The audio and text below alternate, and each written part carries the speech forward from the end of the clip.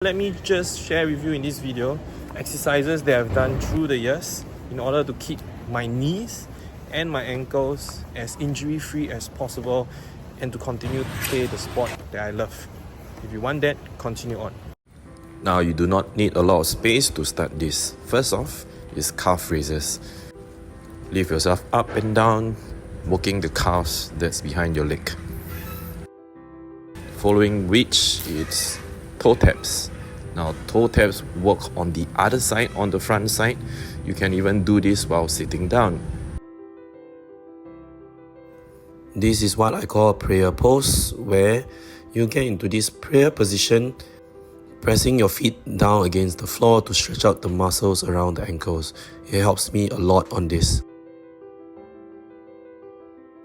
And usually I'll straight head into the dog pose, whereby I'll just press it the other way around in order to stretch the soles of my foot.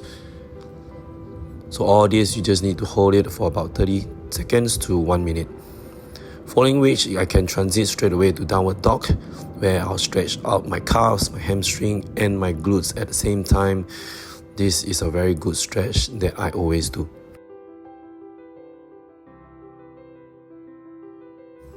Now standing upright, I can also do single leg balance. Over here, the idea is to keep my ankles stable, which is around the muscles.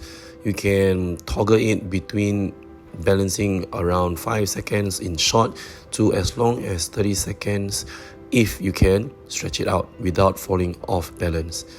Now, of course, if you want to do it harder, this is the single leg squat.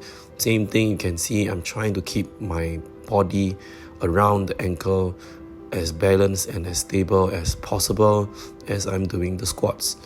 Do remember to do it on both sides, and there's definitely need to have some psychomotor action going on in order to execute this exercise.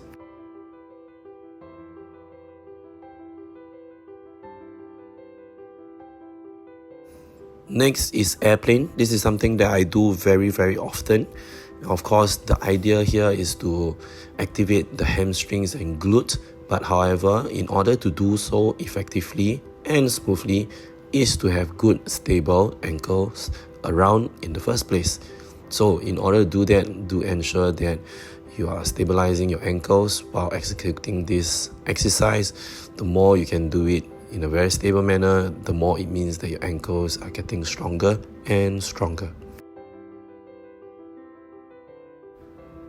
Decelerating lunges. This to me is a very underrated exercise. It was taught to me years ago by my own floorball coach.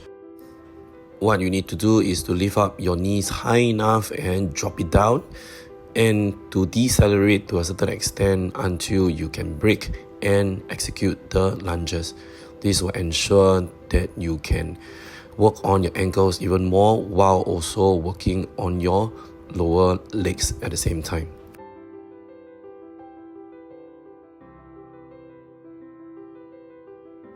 Now this is an interesting exercise that I found out years ago, and I've actually done it. It's the tiptoe squats. You're going to go down to a squat position, tiptoe before squatting up, and then repeat the reps again this way. This will just give an extra boost to your calves. It's a damn good exercise.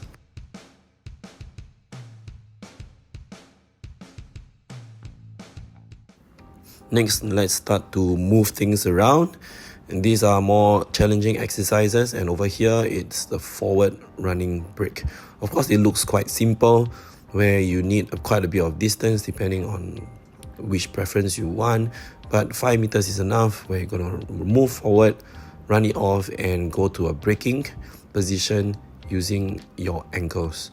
So this will again further strengthening your ankles as you are working on your deceleration.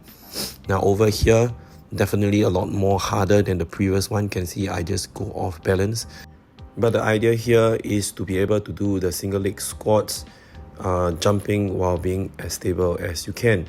So of course, doing it on both sides is definitely essential. Over here, you can see once I straight transit over to the other side, there's a need for this adaptation for the ankles in my nervous system. try it yourself. It's definitely quite challenging and fun. Skater jumps. Now over here, skater jumps, again, it might look easy. However, it's definitely not, because you want your ankles to be strong enough in order to keep in this stable position as you jump from side to side. It's almost going to a cross lunge. As you can see, my legs are crossing from the back. I hope the video helps. For more things about floorball, you can take a look into floorballbasics.com, or for those kids under 12, you can join my academy. More info over on their website, and if not, I'll see you in the next video.